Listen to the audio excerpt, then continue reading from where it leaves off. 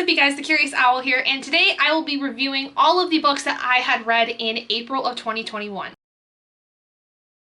So April during my break was one of the worst months I think I have had ever. I only read 3 books in the entirety of April. For those of you that have been watching my wrap-ups from the last couple of months, I've talked about how I was in a bit of a reading slump going into February, kind of had gone through a little bit in March because I was reading a lot less than I normally do, and then in April it was a full force slump because in my life during that month I was very, very busy and I had no motivation to read, no energy to read. It was just one of the hardest months I had gone through because not only was I moving back to my parents' house and making the preparations for that, but I was also in a wedding at the end of April, and having to plan a lot of stuff around those things was very tiring, and so it left me with very little time to actually sit down and actually read a lot. But I did manage to read a few things at least, which made me feel a lot better about the fact that I was in such a slump. Let me go through the stats of those 3 books. So I read a total of 491 pages,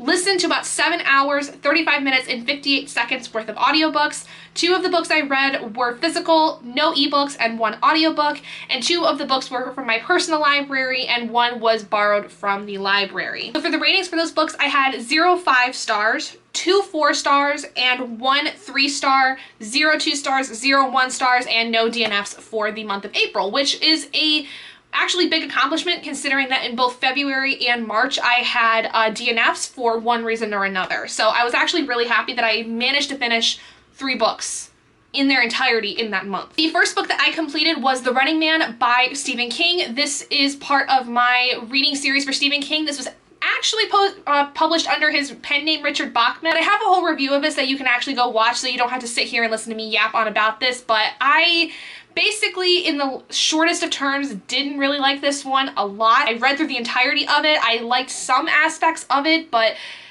if you watch my review, you'll know that I had a lot of issues in terms of the writing with this, and I'll leave it at that. The second book I completed that was my first 4-star of the month was Kissed by an Angel by Elizabeth Chandler, kicking off my new reread series of the Kissed by an Angel series. This was a series I started back when I was in high school and was a series that not only I loved, but my sister loved and several of her friends did, and the copy I have is currently not in this room. I think it's in my office, but it's a very well-loved copy, and I actually have also a review for that you can go watch, and then you can see actually how beat up my copy of that book is. I really liked reading it for the first time. I think it definitely brought a lot of the warm and fuzzies that I have always felt when I think back on this series, but unfortunately this book does suffer from the fact that it is from the 90s. It is very dated. The books are way too short, similar to how I had felt about the Thirst books when I had done my reread series of that. The first 3 books of that series all fell short because of the fact that they were so short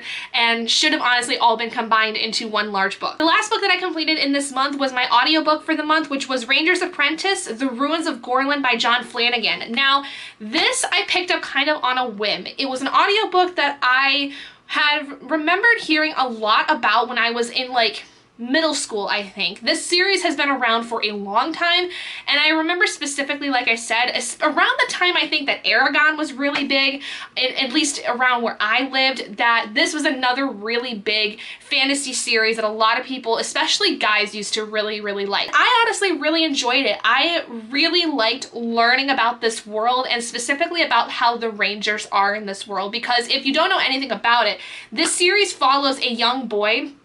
I can't remember his name off the top of my head, but he is basically an orphan. He was left at this manor, which is honestly run with all kinds of orphans pretty much, or students that are sent there by their parents to go into training under various disciplines. What happens is once they get to a certain age, I think probably around the age of 13, I want to say, they actually go through a ceremony where they are chosen by the masters of those fields to become apprentices. And this kid, he doesn't really have any major social standing in any way. A lot of people like know him and are friendly with him, but he's kind of a loner and he is hell-bent on becoming a warrior.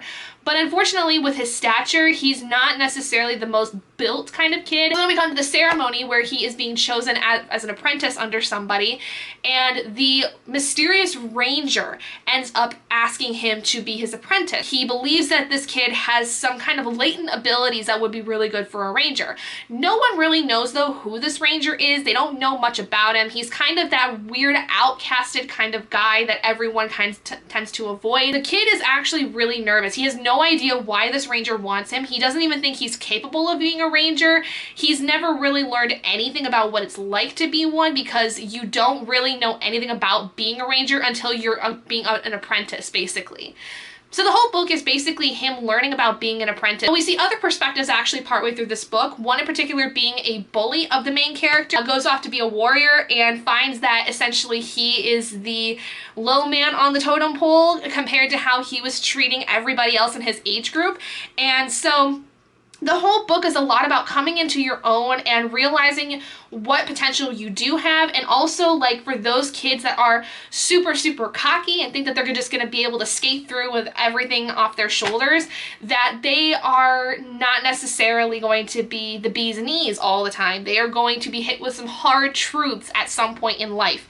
And I really liked how this was. You didn't really know much about what was about the outside world, except for the fact that there was a lot of mystery surrounding around the main character, specifically how he came to the manor. You learn more about that as time goes on, and especially where this kid is supposed to be in terms of the timeline. You just know that at some point in the history of this world, there was this really big war. There was somebody who was considered like one of the greatest fighters of all time, and he somehow has an influence over what is going on in this day and age. And I don't want to say anything without really spoiling it. I thought this was a really cool beginning to a series. I honestly see a lot of the reasons why kids like this, more specifically boys like this when I was growing up. This is very much a kind of older middle grade fantasy that I think would be very enticing to me had I not felt like it was for boys. I think originally when I had heard about this series when I was a lot younger, I had a lot of guys who were reading it telling me that it's not for me, that I'm a girl, it's not something I would enjoy, which I think is bullshit. I think that it doesn't matter what you read because everyone's going to read something and like things about it differently. But I think that there was a lot of bias in my school when I was growing up about the boys and being like, oh, these are the books for the boys, these are the books for the girls, go read the girl books kind of thing. But I'm actually really glad I did take a chance to read this for the first time since I had never read it, and I'm very interested in looking more into the rest of the series because I do believe this is a several book, at least 5 book series if I'm not wrong. I could be wrong, but for some reason I feel like this is at least 5 book, and I think that it's going to be very interesting to see specifically this main character grow more into his own as the Ranger's apprentice. And I'm honestly also really excited because the way that they talked about where he comes from and who exactly his family was at the very end of the book, it made me very intrigued to see where that information goes, whether he goes to research more into it, goes into learning more about that part of his life, or if he tends to go more just with the ranger and kind of avoiding all the rest of it until it needs to come to its head.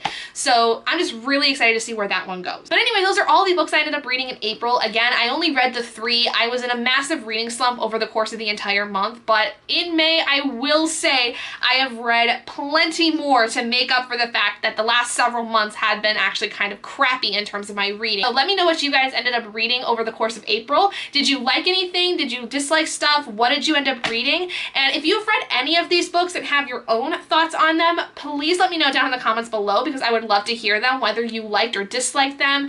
And as always, thank you guys so much for joining me. If you guys did enjoy this video, please do give it a big thumbs up. And if you're not already and you'd like to be and would like to see more videos like this, go ahead and hit that button down below and subscribe to become an owlet in our flock. And I will see all of you guys in my next video. Bye guys!